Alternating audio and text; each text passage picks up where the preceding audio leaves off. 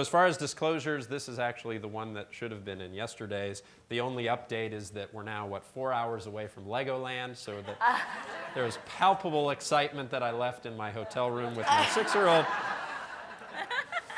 Can we go yet? Oh, you have to go work. Sorry.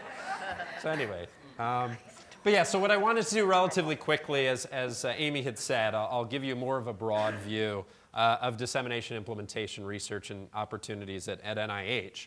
But I did want to start out by saying at least where we started thinking about this problem at NIMH, and something that we thought, as we heard yesterday, is quite common across health, but just to give you a little bit of the picture of it. Tell you a little bit about where we are in terms of some of our NIH efforts. And then, ideally, we're working together to try and improve this connection between research and practice. So you may not be able to see this all that well in terms of contrast, but what this shows is that, emphasized by these shaded in silhouettes, is that there's 60 million people in the US with any mental disorder. 11 to 17 million approximately have serious or severe mental illness. Of those, less than half get any services whatsoever. Of that, maybe a third would be considered services of sufficient quality.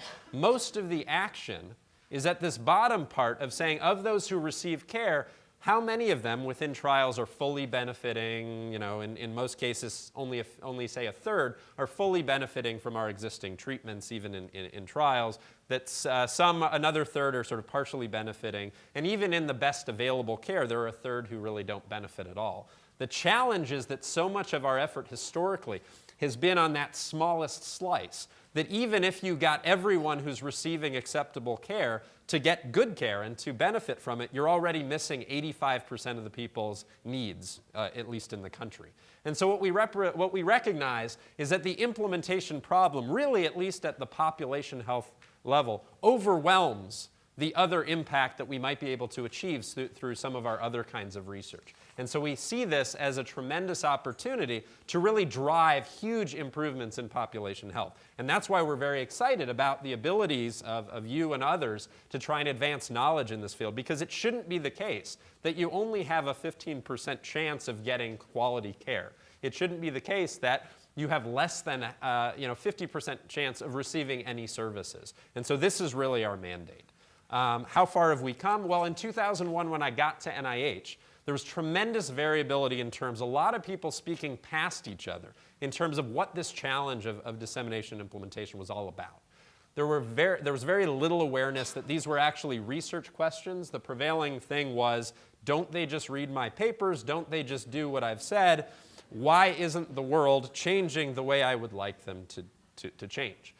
There was minimal capacity within the field to really think about this systematically and scientifically. There wasn't a shared vision, certainly at NIH, about how we could try and bridge these gaps. At the time, there were few opportunities to present and publish. We heard from many of our investigators who felt like they had learned a tremendous amount about trying and in some cases failing to implement effective practices in care, that they couldn't even publish the most interesting findings because sometimes they were negative, and who wants to publish a negative finding? The commentaries were abundant. So there were a large number of people who were saying, this is a problem, we've got to do something about it. There were so many commentaries that it actually outpaced the number of studies that were in the field trying to systematically look at these efforts to implement. And it really wasn't a clear part of our research agenda. It was, as I said, assumed to be this handoff point. The first thing that we felt very clearly needed to be done, at least for our purposes, was to come up with what we saw as working definitions. So at least where NIH, or at least the institutes involved in these efforts, were concerned, we could say, here is how we're identifying these challenges. It didn't mean, and it still doesn't mean, that anyone in the field has to be a slave to these particular definitions. But rather what it meant was, at least you'll know where we're coming from. And so if this is the kind of thing that you're interested in, you'll understand how we're defining it. In addition, what we encouraged is that if people found other definitions or are using other terms, that it would be really, really helpful if across the field people were defining what they meant. So rather than people using things that they said were synonyms that weren't actually synonyms, or defining things in different ways, at least we could come up with some shared language. We define dissemination to be about this distribution, this spread of information and intervention materials to specific audiences. This idea that you were trying to transmit and ideally have that message packaged in a nice way, received and actually used in some capacity. Where we contrasted that with implementation, we saw a much more intensive strategy of how do you integrate interventions within specific health settings, and how do you change practice patterns within those health and community and other service systems. We didn't come at this alone. Jonathan Lomas from Canada had done this wonderful paper defining diffusion, dissemination, and implementation in the context of knowledge transfer. And we really did adapt those definitions because we thought that they did a nice job of talking about different levels of intensity with which you're trying to inform and ultimately change practice. As Enola had presented, we were very, so she presented a variant of this slide. We've presented together, so each of us, I think, have changed the animation slightly in this. But what she presented yesterday was this notion of what we usually see, right, where we're usually testing these interventions on one end and driving directly to health outcomes, and that what we were missing was all of these potential cascading outcomes in between. And so what we saw as the core of implementation science being the how. How do you identify these implementation strategies that really have an ability to improve the feasibility of uptake of a particular intervention, the fidelity to that, the penetration through a system, sustainability over time, the costs associated with implementation. But actually, what we more broadly see is that this entire picture is where implementation science needs to go. It needs to ultimately result in improved health outcomes. Otherwise, why are we bothering, right? If we get something in place that has no impact whatsoever on people's lives, then we're really not doing what we set out to do. And so while we saw that core of implementation around to some degree, this prospective test of a strategy and this resultant implementation outcomes, what we really want to see is that knock-on effect. How is it improving the efficiency and the quality and accessibility of services? And how is it ultimately driving improvements, both symptomatic, functional, and even just other associated satisfaction and other things to make people's lives better? And that we remain seeing as our core mission in terms of implementation science.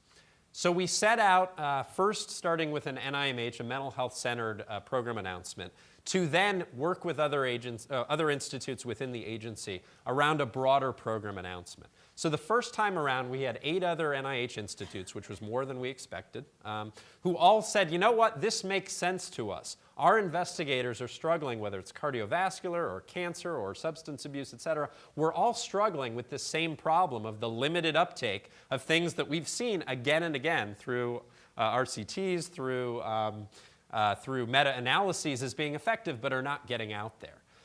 When we released this was in late 2005, over the next 3 years, we saw a nice growth in the portfolio. We saw 40 projects that ranged from being the small R03s to the sort of middle-sized developmental R21s to the large R01s. We were encouraged that there was a continuum of intervention types. There were treatment studies, implementation studies, there were prevention studies, there were screening. They covered both clinical and community settings. Most of the studies were prospective. We did see that the primary, the modal application that we were seeing was, how do we get this particular intervention into this particular setting, which was a good start. And there were a variance of approaches, which we also liked, to try and accomplish this. We didn't want to see that everyone's using the exact same approach, and so we learned nothing more than the effectiveness of that approach. The second time around, we added another 4 institutes. So at this point, we had 12 of the NIH institutes and centers involved. Again, we had, ultimately, I think it was 46 projects that were funded. We saw enhanced focus on sustainability, which, as we talked about yesterday, at least we see is very important. We saw some nice focus on improved measurement within the field. Again, we saw a continuum of intervention types. We saw more clinical topics covered. So we started to see applications and awards being made in dental and craniofacial research, which hadn't been a part of our portfolio before, complementary and alternative medicine, and helpfully thinking about patients who are dealing with multiple problems at once, not just the single disorder that may be limiting. We also saw a nice range of designs. We saw experimental, we saw quasi-experimental, we saw observational. Not every trial that went through and was successful looked like a sort of simple double-blind RCT. We were seeing a nice range, and the key thing that the reviewers were saying was, we want the design to be as rigorous, as possible, but as relevant to the circumstances as possible. So it wasn't this one-size-fits-all, but it was the nuanced, how do we match the question that they're asking with the right design given the circumstances?